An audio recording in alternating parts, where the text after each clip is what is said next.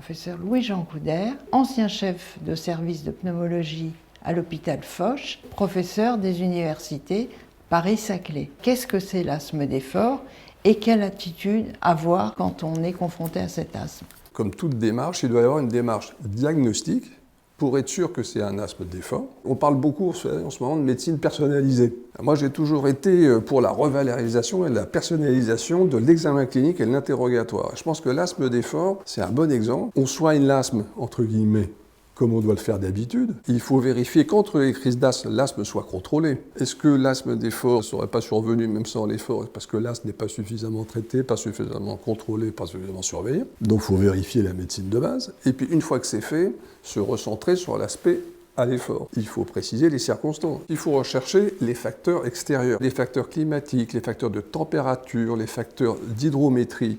Ils sont des facteurs très importants. Le sujet 5, quand il fait moins 25, si vous lui demandez de courir, il va y avoir des phénomènes d'hyperréactivité bronchique. Le but, ça va être d'aider le sujet.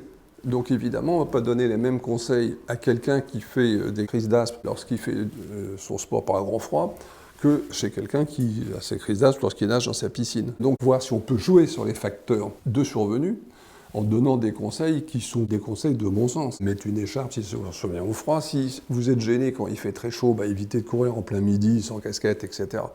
Un élément qui est constamment retrouvé, c'est l'absence d'hydratation. Plus vous hyperventilez, plus l'air devient sec, et très souvent, les gens ne s'hydratent pas assez, surtout quand il fait froid. La notion de soif survient en général, alors qu'on a déjà une perte hydrique importante. Lorsqu'on a soif, c'est déjà trop tard. Vous voyez que les champions savent que c'est important. Et c'est important pour vos bronches. Deuxièmement, il faut redonner des conseils qui ne sont pas spéciaux à l'asthmatique. Il faut s'échauffer, c'est important parce que vous hyperventilez de plus en plus, petit à petit, donc vous vous adaptez. Et c'est pareil, quand vous arrêtez votre effort, il faut diminuer progressivement l'effort et pas s'arrêter tout de suite.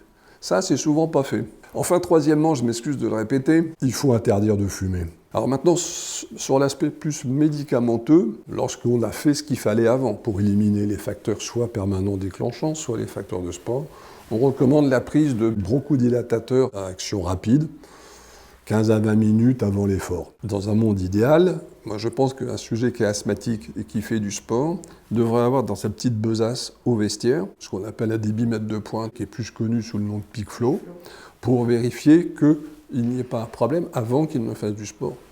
Et enfin, lorsque le sport vous éloigne beaucoup du vestiaire, des gens qui font du ski de fond, le marathon, dans les shorts, il y a des petites poches pour mettre ce type de médicaments. C'est une médecine assez personnalisée, une prise en charge personnalisée, d'interrogatoire et de recherche de tous les facteurs.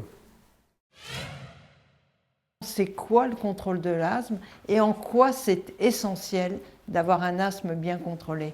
Alors, le contrôle de l'asthme, en fait, c'est l'objectif prioritaire d'une consultation d'asthme. L'objectif est qu'il n'ait quasiment aucun symptôme, ou en tout cas le moins de symptômes possible, et que l'absence de symptômes puisse lui permettre de faire ce qu'il veut quand il a envie de le faire. Et donc, tout à l'heure, Louis-Jean parlait d'une adaptation, c'est très important, et la personnalisation de la médecine, parce que on va se retrouver devant un patient qui va nous demander des choses différentes. Si on a quelqu'un qui est totalement sédentaire, il va nous demander d'être confortable quand il est sédentaire. Je raconte toujours l'histoire d'une cycliste qui me dit je fais un peu de vélo et je suis gêné quand je fais du vélo. Donc au début, je me dis elle fait la coulée verte, on va se débrouiller, ça va être très simple. Non, je fais des sorties de 350 km avec 3000 mètres de dénivelé positif. Et elle me dit je suis gêné les 50 derniers kilomètres. Ma première réaction a été de lui dire de faire 50 km de moins, mais ce n'était pas sa demande. Sa demande était vraiment d'être confortable. On va s'adapter à la demande du patient et voir ce qu'on va lui proposer comme traitement en regard. Et est-ce que je peux vous demander les signes de souffrance nocturne?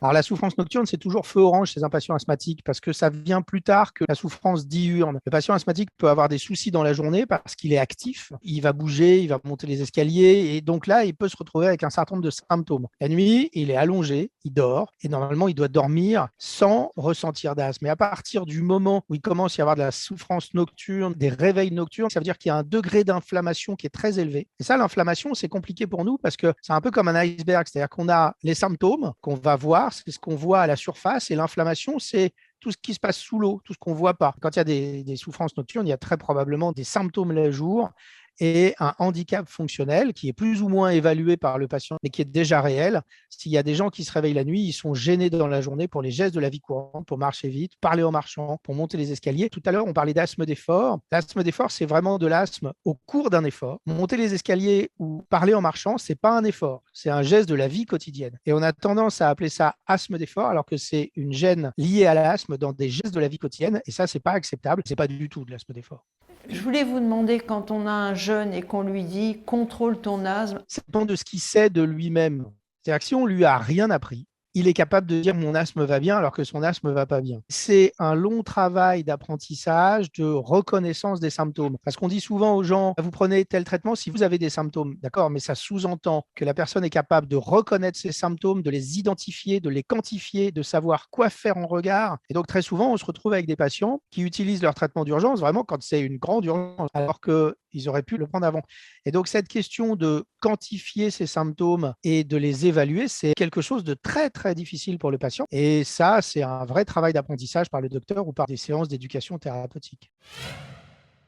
Peut-être que ce serait important de repréciser c'est quoi les symptômes d'asthme, parce qu'on parle d'essoufflement, de gêne à l'effort, on parle de se réveiller la nuit, mais souvent on oublie la toux, qui est quand même un signe important de l'asthme, notamment à l'effort. Tousser à la fin d'un effort, c'est pas normal, c'est un marqueur d'un asthme mal contrôlé. Les sifflements, c'est aussi un marqueur de l'asthme. Et puis la sensation d'avoir mal dans la poitrine, d'oppression thoracique, ça fait aussi partie des symptômes.